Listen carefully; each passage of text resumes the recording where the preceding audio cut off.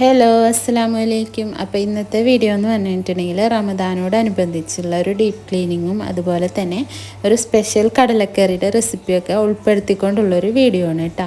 അപ്പോൾ തലേദിവസം തന്നെ പാലപ്പത്തിനുള്ള മാവ് അരച്ച് വെച്ചിട്ടുണ്ടായിരുന്നു. അപ്പോൾ ഇവിടെ നല്ല തണവാണ്, അതുകൊണ്ട് ദോശയ്ക്കും അപ്പത്തിനൊക്കെ മാവ് അരച്ച് വയ്ക്കുമ്പോൾ ചില സമയങ്ങളിൽ നല്ല സെറ്റായിട്ട് കിട്ടും, ചില സമയത്ത് മാവ് അങ്ങനെ പൊന്തിയൊന്നും കിട്ടാറില്ല കേട്ടോ. പക്ഷെ ഇന്ന് നല്ല കറക്റ്റായിട്ട് കിട്ടിയിട്ടുണ്ട് കേട്ടോ.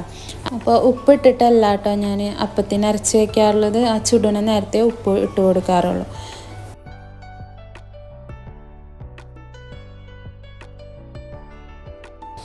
അതുപോലെ തന്നെ വെള്ളക്കടലയും തലേ ദിവസം തന്നെ വെള്ളത്തിലിട്ട് വെച്ചിട്ടുണ്ടായിരുന്നു കേട്ടോ. ഈ കടല ഒന്ന് നമുക്ക് ആദ്യം വേവിക്കാൻ വെക്കാം. അതിന് വേണ്ടിയിട്ട് ഒരു കുക്കറിലേക്ക് കടല ഇട്ട് കൊടുത്ത് അതുപോലെ തന്നെ ഉപ്പും പിന്നെ ഒരു തരി മഞ്ഞൾപ്പൊടി ഇട്ടുങ്ങാനിട്ട് ഇതൊന്ന് വേവിച്ചെടുക്കണം.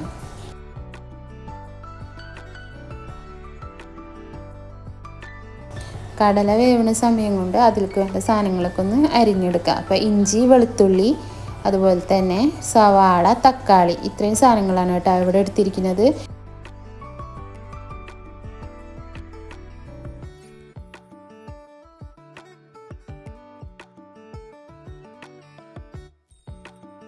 ഞാനിത് ചോപ്പറിലിട്ടൊന്ന് അരിഞ്ഞെടുക്കണം കേട്ടോ. ഞാൻ സാധാരണ ഇങ്ങനെ എന്തെങ്കിലും തിരക്കുള്ള സമയത്ത് മാത്രമേ ചോപ്പറിലിട്ട് അരിഞ്ഞെടുക്കാറുള്ളൂ, അല്ലാന്നുണ്ടെങ്കിൽ നീളത്തിൽ അരിഞ്ഞെടുക്കണം ചെയ്യാറ്. ഇന്നിപ്പോൾ ഇത് കഴിഞ്ഞിട്ട് വേണം ഈ ഡീപ്പ് ക്ലീനിങ്ങിന് നിൽക്കാനായിട്ട്. അപ്പോൾ ഇതൊന്ന് വേഗം തീർത്ത് വെക്കാലോ. അതുപോലെ തന്നെ വഴറ്റുന്ന സമയത്ത് ഇതുപോലെ നൈസായിട്ട് കുനുകുനാന്ന് അരിഞ്ഞ് കിട്ടുമ്പോൾ വഴറ്റാനായിട്ട് പെട്ടെന്ന് അത് വാടി കിട്ടും സവാളയൊക്കെ. അതുകൊണ്ടാണ് കേട്ടോ ഇതിനകത്ത് പെട്ടെന്ന് ചെയ്തെടുക്കുന്നത്. അപ്പം ഞാൻ സവാള, വെളുത്തുള്ളി, ഇഞ്ചി ഇത് മൂന്നും കൂടെ ഒന്നിച്ചിട്ടിട്ടാണ് കേട്ടോ ചോപ്പ് ചെയ്തെടുക്കുന്നത്.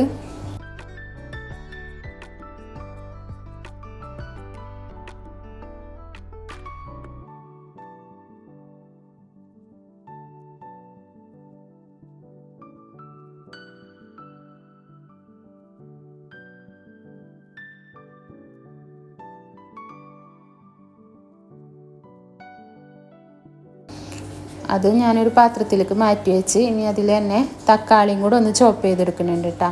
അപ്പോൾ ഇതൊക്കെ ഒന്ന് വാട്ടാനെടുക്കുന്ന സമയം ഒന്ന് കുറഞ്ഞു കിട്ടും ഇതുപോലെ ചെറുതായി അരിഞ്ഞെടുത്തിട്ടുണ്ടെങ്കിൽ.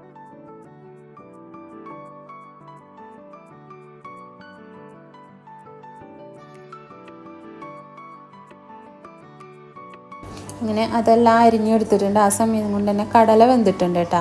അപ്പോൾ ഇനിയിപ്പോൾ അത് ഉണ്ടാക്കാനായിട്ട് ഞാൻ ചട്ടി കഴുകി ഒന്ന് തുടച്ചെടുക്കണം. ഞാൻ അടുപ്പിൽ തന്നെ ചട്ടി വെച്ച് കൊടുക്കുക. അപ്പോൾ വെളിച്ചെണ്ണ നല്ല കട്ടയായിട്ടിരിക്കണം, കാരണം നല്ല തണവാണ്.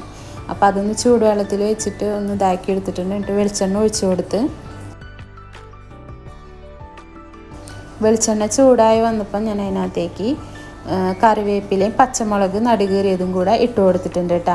എന്നിട്ട് നേരത്തെ ചോപ്പ് ചെയ്ത് വെച്ചിട്ടുള്ള സവാള, ഇഞ്ചിയും വെളുത്തുള്ളിയും കൂടെ അതിനകത്തേക്ക് ഇട്ട് കൊടുത്ത് ഇനി അതിൻ്റെ പച്ചമണമൊക്കെ ഒന്ന് മാറുന്ന വരെ ഒന്ന് മൂപ്പിച്ചെടുക്കണം കേട്ടോ. ഈ നേരത്തെ കുറച്ച് ഞാൻ ഉപ്പും കൂടി ഇട്ട് കൊടുത്തിട്ടുണ്ട് കേട്ടോ. അപ്പോൾ ഇതാ കടല ഇവിടെ വെന്ത് കിട്ടിയിട്ടുണ്ട്. ഉടയണ്ട കേട്ടോ, എന്നാൽ നന്നായിട്ട് വേവാൻ വേണം. ആ ഒരു പരുവത്തിൽ കിട്ടിയിട്ടുണ്ട് കേട്ടോ. ഇതൊക്കെ നന്നായി ഒന്ന് വാടി വന്നിട്ടുണ്ട്. ആ സമയത്ത് തക്കാളി ചോപ്പ് ചെയ്തതും കൂടെ അതിനകത്തേക്ക് ഇട്ട് കൊടുക്കാം.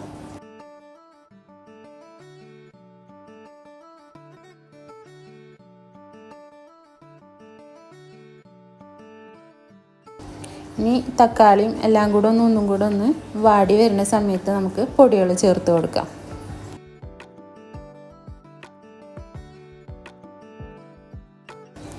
അപ്പോൾ ഞാനിവിടെ ആവശ്യത്തിന് മഞ്ഞൾപ്പൊടി ഇട്ട് കൊടുത്തിട്ടുണ്ട്.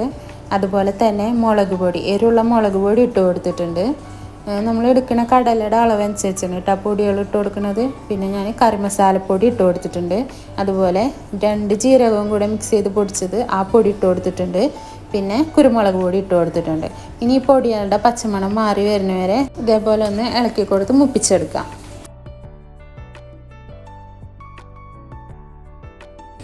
ആ സമയം കൊണ്ട് നമുക്കിവിടെ തേങ്ങാപ്പാൽ വേണം ഇതിനകത്തേക്ക്. അപ്പം ഞാനൊരു മിക്സിയുടെ ജാറിലേക്ക് കുറച്ച് തേങ്ങ ഇട്ട് കൊടുത്തിട്ടുണ്ട്. ഇനി ഇത് നന്നായിട്ടൊന്ന് അരച്ചെടുക്കണം. എന്നിട്ട് ഈ അരപ്പല്ല കേട്ടോ ഒഴിക്കുന്നത്, ഇത് അരിച്ചെടുത്തിട്ട് അതിൻ്റെ പാലാണ് നമുക്ക് ആവശ്യമുള്ളത്.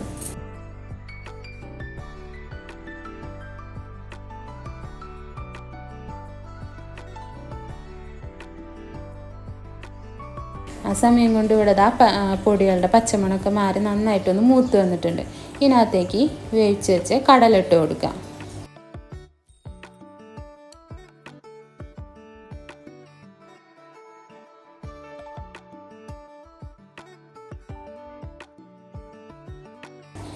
ഈ സമയത്ത് ഉപ്പ് നോക്കുക, പോരാന്നുണ്ടെങ്കിൽ ഉപ്പിട്ട് കൊടുക്കുക.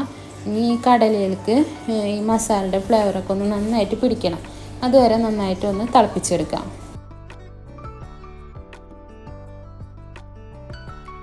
ഇനി ഇതിനകത്തേക്ക് തേങ്ങാപ്പാൽ ഒഴിച്ച് കൊടുക്കാം.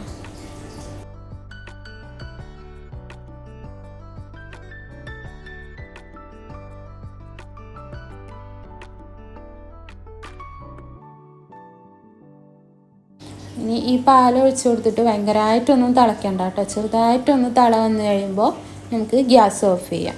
ഇതിനകത്ത് എരിവ് കുറവുണ്ടെന്നുണ്ടെങ്കിൽ കുരുമുളക് പൊടിയൊക്കെ ചേർത്ത് കൊടുക്കാം കേട്ടോ.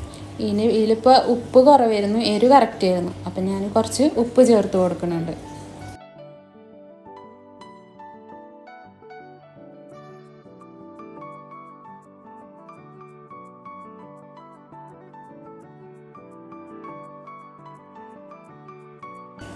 അടിപൊളി ടേസ്റ്റാണ് കേട്ടോ. ഈ തരത്തിൽ കടലക്കറി വെക്കുമ്പോൾ നല്ലൊരു ഇറച്ചിക്കറിയുടെ സ്മെല്ലും ടേസ്റ്റൊക്കെ ഇതിന് കിട്ടും. അപ്പോൾ ഇതുപോലെ വെച്ച് നോക്കാത്തവരുണ്ടെങ്കിൽ ഇതേപോലെ ഒന്ന് കടലക്കറിയൊക്കെ വെച്ച് നോക്കുക കേട്ടോ. ഇനി നമുക്ക് അപ്പം ചുട്ടെടുക്കാം. കറിയൊക്കെ ആയതിന് ശേഷമാണ് അപ്പം ചുടാൻ നിന്നത്, അല്ലാന്നുണ്ടെങ്കിൽ പെട്ടെന്ന് തണുത്ത് പോകുമല്ലോ. അപ്പോൾ ഞാനിവിടെ അപ്പം ചുട്ടെടുക്കണം.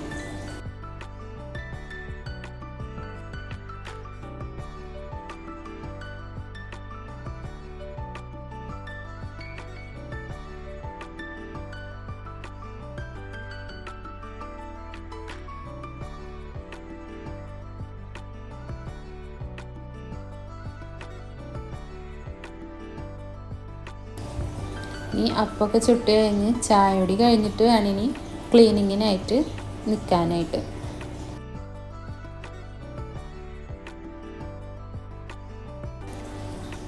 അങ്ങനെ ഞങ്ങളുടെ ചായ കുടിയൊക്കെ കഴിഞ്ഞതിന് ശേഷം പിന്നെ ഞാൻ അലക്കിയിട്ടിട്ടുണ്ടായിരുന്നു. അപ്പോൾ അതൊക്കെ ഒന്ന് കൊണ്ടുവന്ന് നിവർത്തിയിടാണ്.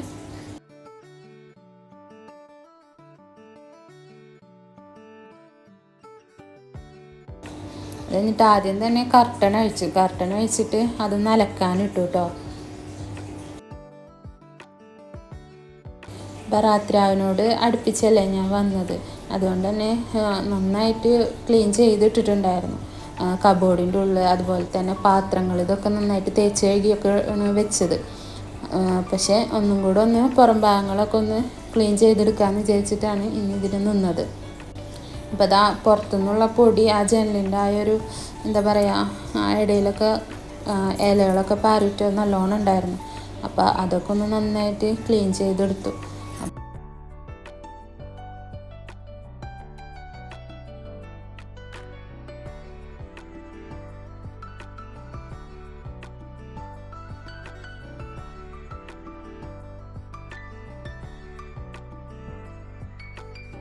അത് കഴിഞ്ഞിട്ട് ഞാനൊരു സ്പ്രേ ബോട്ടിലിൽ വെള്ളവും പിന്നെ കംഫർട്ടും അത് കുറച്ച് ഒഴിച്ചിട്ട് ഒന്ന് മിക്സ് ചെയ്തിട്ട് അത് വെച്ചിട്ടാണ് കേട്ടോ സ്പ്രേ ചെയ്ത് തുടച്ചെടുക്കുന്നത്.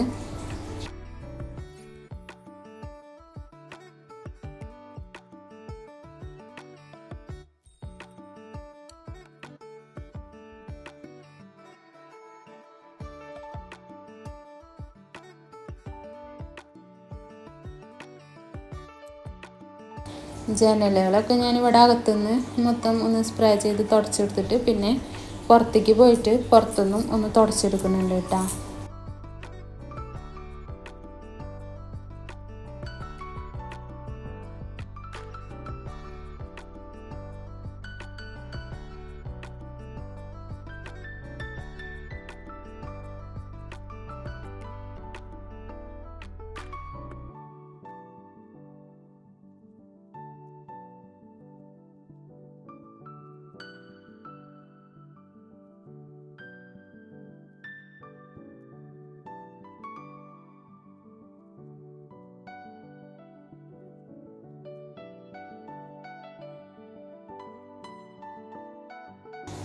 കാരണം ഗ്ലാസ്സുകൾ നമുക്ക് അകത്തുനിന്ന് തുടക്കാൻ പറ്റും. ആ കമ്പി പോലത്തത് അപ്പുറത്തേക്ക് പോയി നിന്നാലേ അതൊന്ന് തുടച്ചെടുക്കാൻ പറ്റുള്ളൂ. അപ്പോൾ അത് പുറത്ത് പോയിട്ടാണ് അവിടേക്ക് ഒന്നും കൂടെ തുടച്ചെടുത്തത്.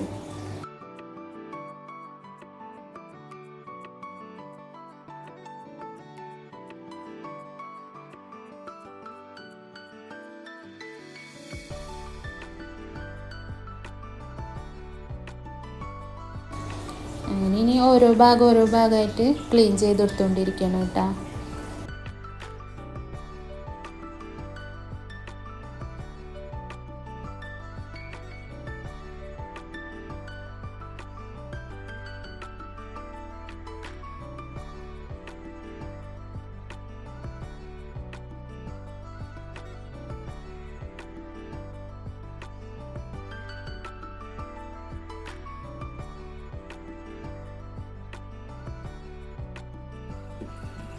ബറാത്തിരാവിന് മുമ്പായിട്ടാണ് നാട്ടിലൊക്കെ വീട് ക്ലീനിങ്ങും കാര്യങ്ങളൊക്കെ കഴിയാറ്. അതുപോലെ തന്നെ ഞാൻ വന്ന സമയത്ത് കബോർഡിൻ്റെ ഉള്ളും ഡ്രസ്സുകളൊക്കെ വാരിയിട്ട് അതിൻ്റെ ഉള്ളൊക്കെ നല്ലോണം തുടച്ച് വൃത്തിയാക്കിയാണ് വെച്ചിരുന്നത്. അതുകൊണ്ട് ഇപ്പം ഞാൻ എല്ലാത്തിൻ്റെയും പുറം ഭാഗം മാത്രമാണ് ഒന്ന് ക്ലീൻ ചെയ്തെടുക്കണുള്ളൂ. അങ്ങനെ അവിടെയൊക്കെ ക്ലീൻ ചെയ്ത് കഴിഞ്ഞ് ഇവിടെയൊക്കെ ഒന്ന് അടിച്ച് വാരി തുടയ്ക്കണം.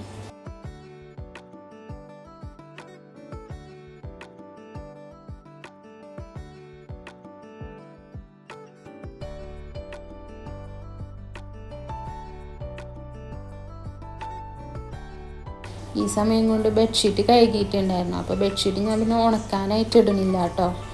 നേരെ ഇത് ഫിറ്റ് ചെയ്തിട്ട് വെക്കാൻ പോവാം. അപ്പോൾ ആ ജനലിൻ്റെ അവിടെ നിന്നുള്ള ആ വെയിലുകൊണ്ട് അത് ഉണങ്ങിക്കോളുമല്ലോ.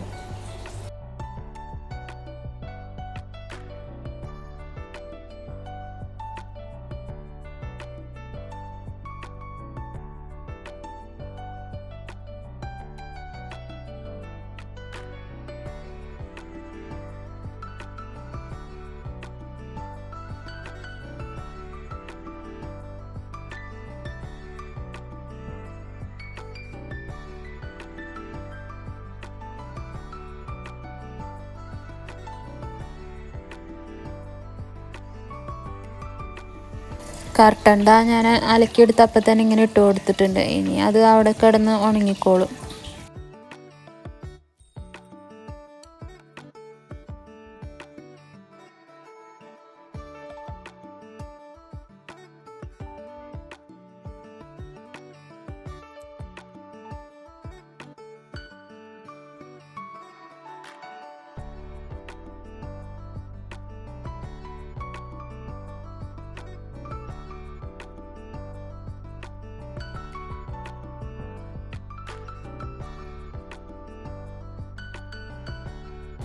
അങ്ങനെ അകം മൊത്തം ക്ലീൻ ചെയ്ത് കഴിഞ്ഞു. അവിടെ അടിച്ചൊക്കെ വാരി ഇനി അതൊന്ന് തുടച്ചെടുക്കണം.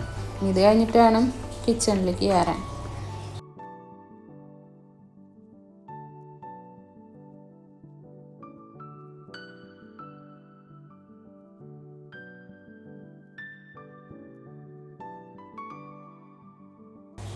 അപ്പോൾ അകത്തതെല്ലാം കഴിഞ്ഞു. അപ്പോൾ കിച്ചണിൽ ഞാൻ പറഞ്ഞില്ലേ, ഉപയോഗിക്കുന്ന പാത്രങ്ങളൊക്കെ ഓൾറെഡി തേച്ച് കഴുകി എടുത്ത് വെച്ചിരിക്കുന്നതാണ്.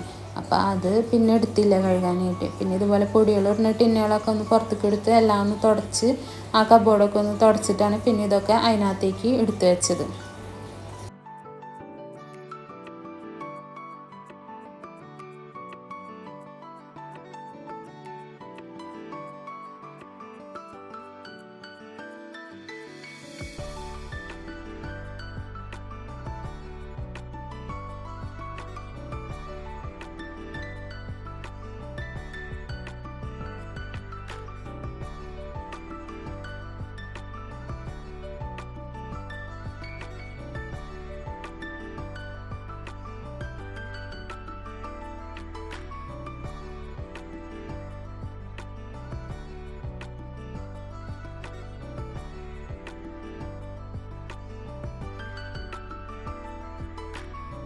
പിന്നെ അതൊക്കെ എടുത്ത് വെച്ച് കഴിഞ്ഞതിന് ശേഷം ഇതുപോലെ വെളിച്ചെണ്ണയുടെ ഒക്കെ ബോട്ടിലൊന്ന് ടിഷ്യൂ വെച്ചൊന്ന് തുടച്ച് വൃത്തിയാക്കി എടുക്കുന്നുണ്ട്.